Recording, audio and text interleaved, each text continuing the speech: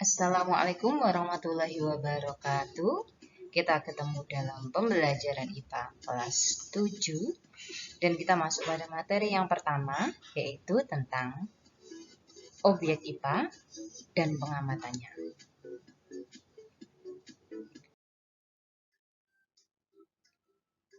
Oke, sekarang kita masuk pada objek IPA.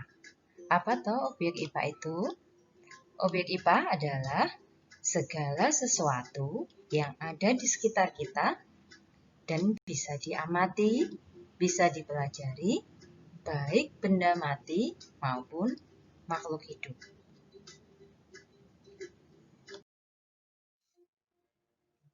Untuk melakukan pengamatan terhadap objek IPA, setidaknya ada 3 keterampilan proses penyelidikan atau pengamatan IPA yang harus kalian kuasai.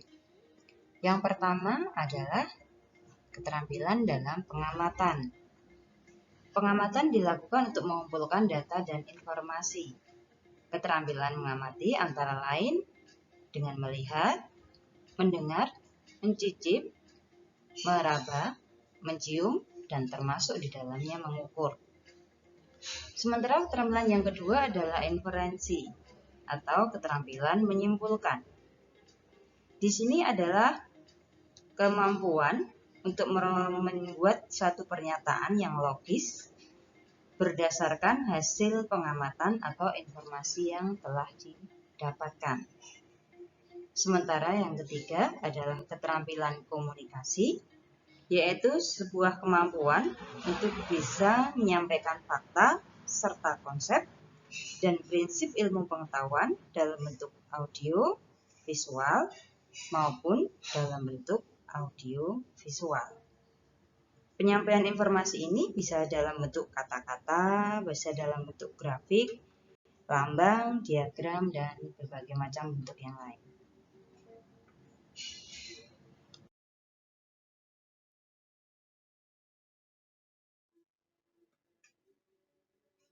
Pada saat seseorang melakukan pengamatan, sering sekali dipengaruhi oleh beberapa hal. Di antaranya adalah perasaan manusia yang bersifat relatif. Artinya satu orang dengan orang yang lain mungkin memiliki cara pandang yang berbeda.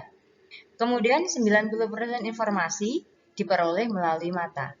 Contohnya, untuk memperkirakan seberapa panjang sebuah meja, maka mata akan memberikan informasi yang paling akurat di awal untuk kita dapat memperkirakan.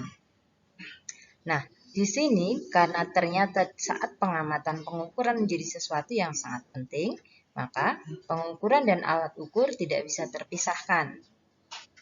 Sementara pengukuran dan alat ukur selalu berhubungan erat dengan yang disebut dengan besaran dan satuan.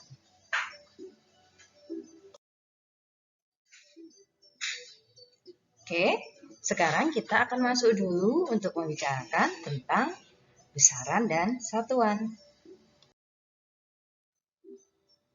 Adakah yang sudah tahu apa itu besaran?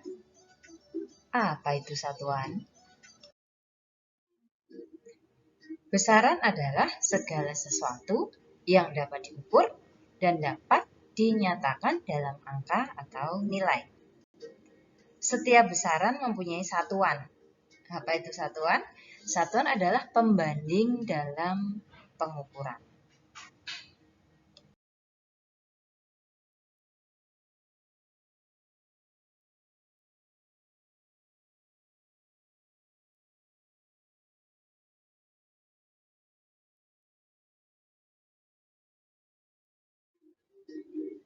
Untuk mempermudah pemahaman kalian, kita akan masuk langsung ke contoh dalam kalimat. Perhatikan kalimat berikut. Pak Sastro membeli sebatang kayu dengan ukuran panjang 4 meter. Di sini kita akan menemukan ada besaran yang diukur, yaitu panjang, kemudian nilai biasanya diwakili dengan angka, yaitu 4, dan satuan yang dipakai adalah meter.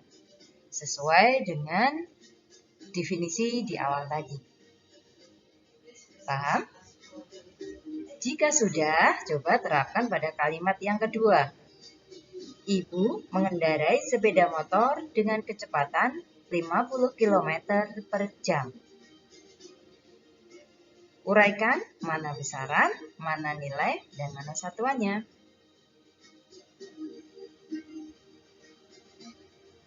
Jika sudah ketemu, yap, besarannya adalah kecepatan, nilainya adalah 50, dan satuannya kilometer per jam.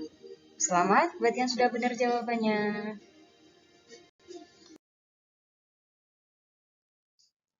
Oke, selanjutnya, karena tadi kita sudah belajar apa itu besaran, masih ingat? Besaran adalah segala sesuatu yang dapat diukur dan dapat diwakili dengan angka. Maka kita akan belajar sekarang, ada berapa sih jenis besaran? Nah, secara umum, besaran dibagi menjadi dua, yaitu besaran pokok dan besaran turunan.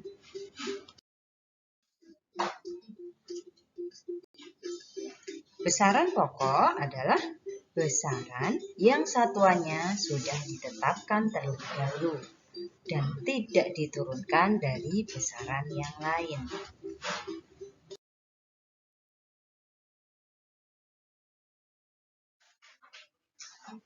Besaran pokok jumlahnya sangat terbatas, yaitu hanya ada 7. Apa sajakah itu? Yang pertama adalah massa dengan satuan kilogram, kemudian panjang dengan satuan meter, waktu dengan satuan second atau detik, arus listrik dengan satuan ampere, jumlah zat dengan satuan mol, intensitas cahaya dengan satuan kandela, serta suhu dalam satuan Kelvin. Tidak ada urutan G, ini hanya menunjukkan jumlahnya yang 7 buah.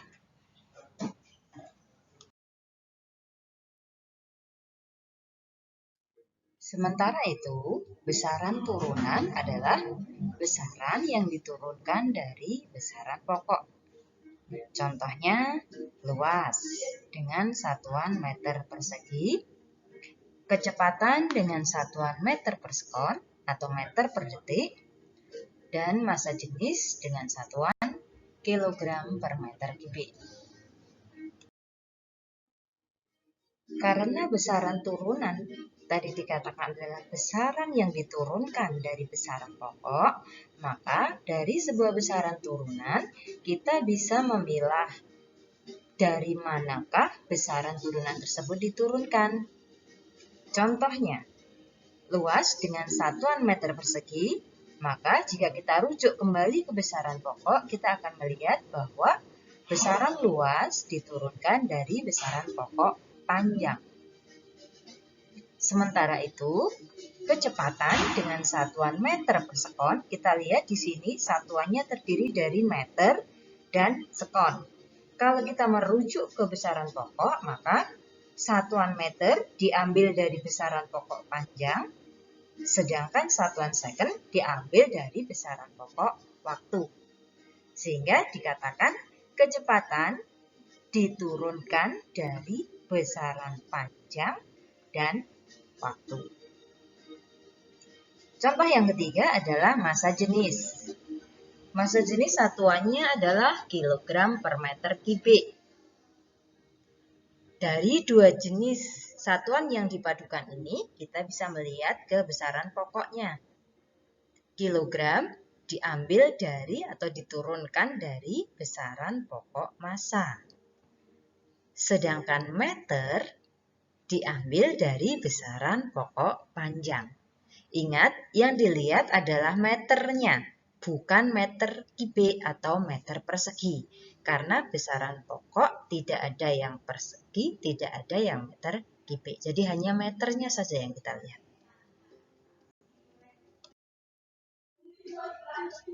Di awal tadi dikatakan bahwa setiap besaran biasanya diikuti oleh satuan. Kita akan lihat apa saja syarat satuan yang standar. Ternyata ada 3 syarat satuan yang harus dipenuhi. Yang pertama adalah bersifat internasional.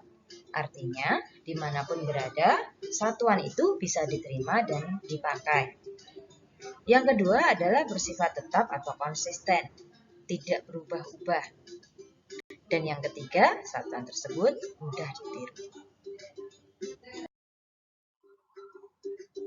Sementara itu, besaran berdasarkan arahnya dibagi menjadi dua jenis, yaitu besaran vektor, besaran yang mempunyai nilai dan arah.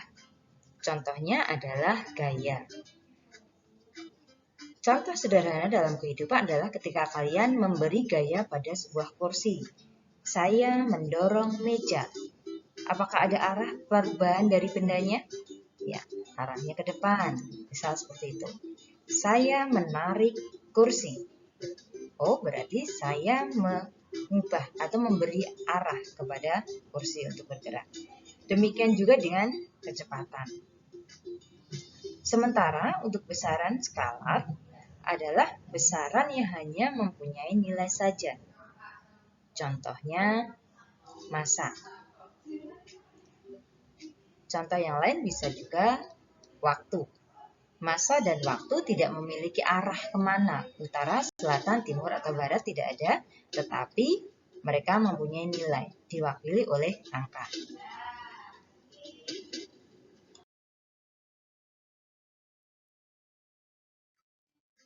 Setelah kita mengenal apa itu besaran, apa itu satuan, dan sekarang kita akan melihat beberapa contoh kalimat atau contoh pernyataan yang biasa kita jumpai dalam kehidupan sehari-hari. Seperti misalnya, kapasitas flash disk 4 GB. Kebutuhan listrik di kota A adalah 2 MW. Jarak Jakarta-Bandung 150 km. Dan seterusnya. Ternyata, kata giga, mega, kilo, mikro, nano, dan sebagainya bukanlah satuan, tetapi adalah awalan dari suatu satuan, atau yang bisa kita sebut juga dengan awalan notasi ilmiah, di mana masing-masing menunjukkan jumlah tertentu dalam kapasitasnya. Contoh sederhana, kapasitas flash disk 4 GB. 4 giga itu berarti 4 kali 10 pangkat 9 byte. Berapa itu 10 pangkat 9? Oke, 10 pangkat 9 sama dengan 1 miliar. Berarti di sini kapasitas flash disk 4 GB bisa diartikan 4 miliar byte. Sementara kalau dikatakan kebutuhan listrik di kota A adalah 2 MW, itu artinya 2 kali 10 pangkat 6 watt. Ayo, siapa yang pinter? 10 pangkat 6 itu sama dengan berapa? Oke, 10 pangkat 6 sama dengan 1 juta. Itu artinya 2 megawatt berarti 2 kali 1 juta watt atau 2 juta watt. Paham sekarang penggunaannya? Iya.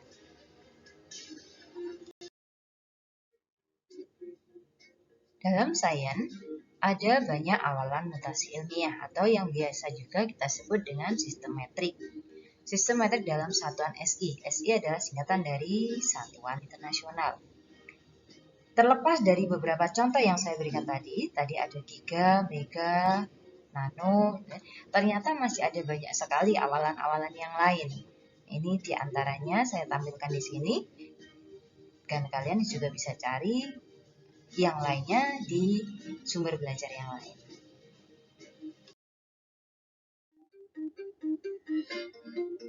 Oke, demikian tadi materi kita tentang objek IPA dan pengamatannya tahap pertama. untuk postingan kali ini. Semoga bermanfaat. Dan renungan kita untuk postingan hari ini adalah menuntut ilmu adalah wajib bagi setiap muslim. Hadis riwayat Ibnu Majah. See you next time. Wassalamualaikum warahmatullahi wabarakatuh.